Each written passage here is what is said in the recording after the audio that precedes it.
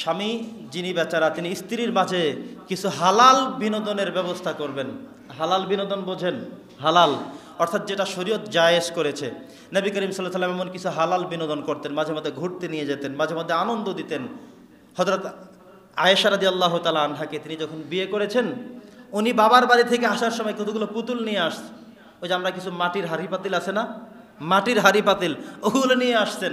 কারণ যখন বিয়ের পরে তুলে নিয়ে আসছেন বয়স হলো মাত্র 9 বছর, তো ছোট মানুষ।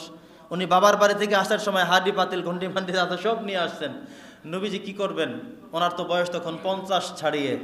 উনি তো বলতে পারতেন, আষাঢ় দিয়ে ভেঙে ফেলতে পারতেন, এই কি বাচ্চা মানুষ, লেদা মানুষ, কি নিয়ে আসছে, থালা বাটি বাসন টাসন। উনি সেটা করেননি, বরং তাকে বিনোদন করতে দিয়েছেন। এবং তিনি দেখতেন মাঝে মধ্যে হযরত আয়েশা রাদিয়াল্লাহু তাআলা আনহার ছোট্টবেলার যে বান্ধবীরা আসতো বাড়িতে, নবীজি তাদেরকে একসাথে ভিন্ন একটা আলাদা রুমে বসিয়ে দিতেন, তোমরা খেলো।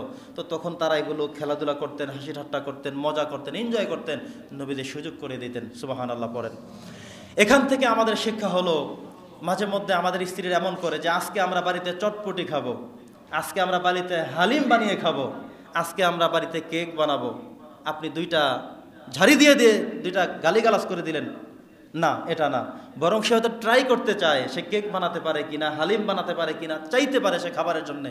সে চায় একটু এই ঈদে একটু নদীর পাড়ে ঘুরতে যাবে। তো নদীর পাড়ে ঘুরতে যাওয়া হারাম নাকি? না। নবীজি ওইভাবে ঘুরতে যেতেন, পর্দার বিধান ঠিক রেখে, সব ঠিকঠাক রেখে। এবারের আপনাদের ঈদ উপলক্ষে শিক্ষা সফর অথবা ঘুরতে যাওয়া, জ্যাকব টাওয়ারে চলে যান, নদীর পাড়ে নিয়ে যান, সেখানে কিছুক্ষণ সময় কাটিয়ে তারপরে ফেরত আসেন। কিন্তু সে যখন ঘুরতে যাবে বলল, আপনি সাথে সাথে গালিগালাজ করে একেবারে একাকার করে ফেললেন। স্ত্রীর মুখ তো মলিন হয়ে গেল। না, হালাল বিনোদন জায়েজ করা হয়েছে। নবী করিম সাল্লাল্লাহু আলাইহি ওয়াসাল্লাম করেছেন, করতে উৎসাহিত করেছেন। আমরাও যেন তাদের এই জাতীয় কোনো কিছুর দিকে একটু লক্ষ্য করি, যদি শরীয়তের বহির্ভূত না হয়। দেখবেন এমন হয়, আপনি স্বামী বেচারা মানুষ, জন্মদিন জীবনে কখনো পালন করেন না, কিন্তু স্ত্রী বাবার বাড়ি থেকে সারা জন্মদিবস পালন করত। সে জানে যে 1 তারিখে, এখন কি মাস চলে? এপ্রিল মাস, মে মাসের মনে করেন আজকে হলো 16 তারিখ, ধরেন 20 তারিখে তার জন্ম দিবস, সে জানে মুখস্থ। এখন তার বায়না হলো সেই 20 তারিখে একটা কেক আনতে হবে, কেক কাটতে হবে, এটা তার দিবস পালন করতে হবে। এখন আপনি কি করবেন? যে হুজুর তো মসজিদে বলেই গেছে বিনোদন করতে, তো নিয়ে যাই বিশাল এক কেক। না, আমি এটার কথা বলি নাই, হালাল বিনোদন বলেছিলাম। আপনি স্ত্রীকে বোঝানোর চেষ্টা করেন যে দেখো, আপনি নবীজির জীবনী উপস্থাপন তার সামনে করেন, নেট থেকে দেন, কোনো বই থেকে দেন, যে নবীজি তার জন্মের দিনে সারাদিন রোজা রেখেছেন, তুমি তোমার জন্মের দিন 20 তারিখ রোজা রাখো। সন্ধ্যাবেলায় কাকে কাকে দাওয়াত দিতে হবে বলো, আমি তাদেরকেই দাওয়াত দিব, আমরা একত্রে ভালো একটা ভোজ করব, রাত্রে ভালো করে খাবো, কিন্তু রোজা রাখতে হবে। নবীজি এটাই করেছেন।